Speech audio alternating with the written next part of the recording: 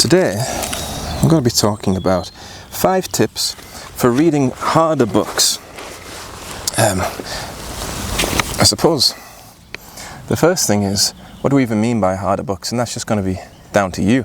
Books that you would like to read, but you think, I don't know if I'm ready for that yet. And so these tips will be things to help you get into those books. The first tip is to not wait. There's the temptation to wait until you're ready.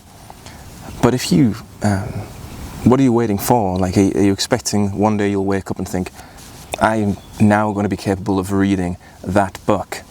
Often when people get promoted at work, they feel uncomfortable at first. They think, I'm not sure I'm qualified for this job. But in doing the job, they become the person who is qualified for that job. And I think the same is true with reading. When I was reading The Brothers Karamazov, I kept thinking, I'm not sure I'm ready for this book. And when I began it, it really felt overwhelming. It was, well, not overwhelming. It felt like a different caliber of book. But about midway through, I thought, no, I am ready for this now. In struggling through and reading it, I'd become the kind of person who was ready for that book. So that's the first thing. Don't wait. Just start.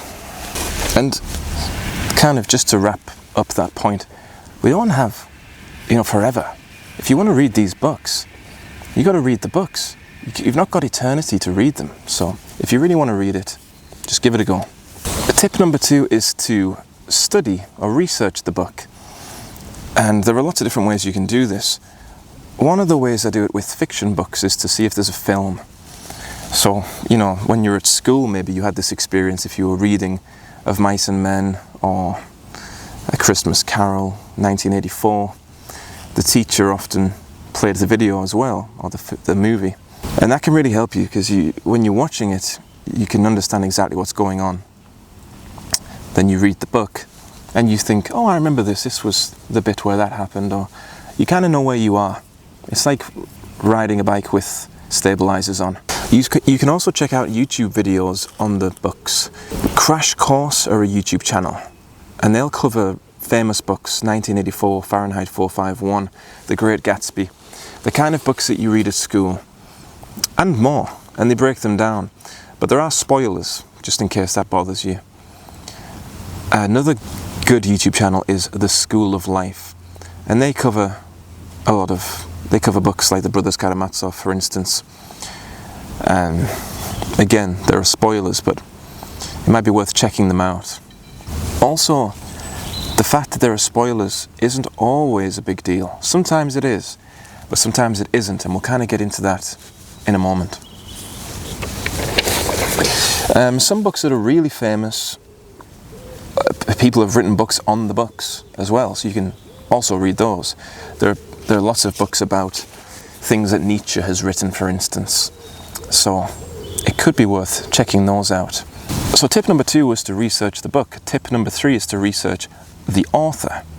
Again, The School of Life do really good videos on authors like Charles Dickens, Dostoevsky, Tolstoy. So you can check those out.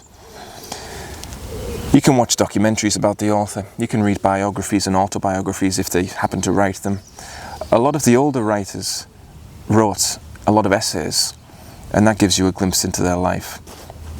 Why is this important? Well, it's not necessarily important. It's helpful, though. Dostoevsky comes to mind. He had a near-death experience. And that experience, what he learned from it, his experience of it, pops up in all of his work that followed. Most notably, The Idiot. And when you get to know more about his personal story, it really helps you understand his work. Learning about what the author's opinions were, their thoughts, their topics of interest, their experiences. Dickens has just come to my mind as well. The fact that his father was in a debtor's prison, his whole family were in a debtor's prison. He was the only one who was out, so he could work to get them, to release them. His experiences helped him write things like David Copperfield, Oliver Twist, and A Christmas Carol. And understanding Dickens' own story helps you understand his novels. Tip number 4, which is read out loud. if you're really struggling, this especially can help, is to read the passages out loud as if you're performing it for somebody. In doing that, things can suddenly make sense. It's almost like you're the lecturer and the student at the same time, or the performer and the audience at the same time. And as you're reading it out, your own words will land on your ears, and suddenly things will make sense. Another thing to do on this same kind of area is to read in the author's voice, if you know what they sound like. Some authors have a really notable and strong voice, and so it's easy to picture what they would sound like, how they would read it. It's not so easy to do with people like Dostoevsky and Leo Tolstoy. But with Charles Dickens, certainly you can imagine how he might speak. And in fact, Dickens is a good example, because if you try and read it in your own dialect, it just sounds awkward. But if you imagine how he would have spoken, it starts to make a lot more sense. Tip number 5 is to reread these books. You know, I mentioned earlier I'd return to spoilers. Sometimes a book really relies on the plot. For instance, The Great Gatsby. You don't want any spoilers with The Great Gatsby. But in some cases, the point of the novel or the book isn't really in the plot. It lies in the characters, the psychology of the characters. If somebody asks you what happens in The Brothers Karamazov and you've read it, you kind of have to think. I mean, it's difficult to know where to start. I guess you might be inclined to say something like, well, there's a father and he has 3 or 4 sons, and the father is murdered, and it might be one of the sons. But that makes it sound like a murder mystery. And if you've read The Brothers Karamazov, you wouldn't describe it as a murder mystery. It's so much more than that.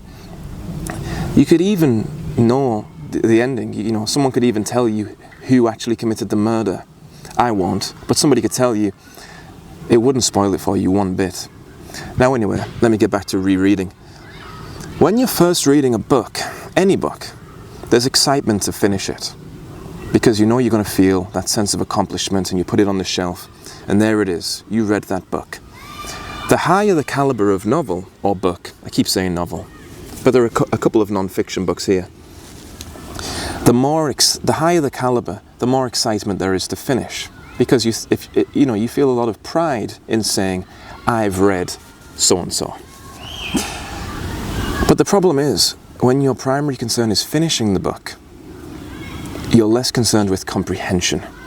So here's what I recommend. The first time, just get through it. Just read the words on the page.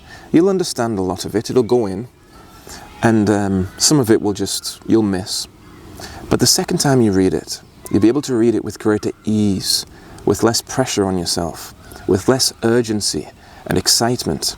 And you can actually read properly.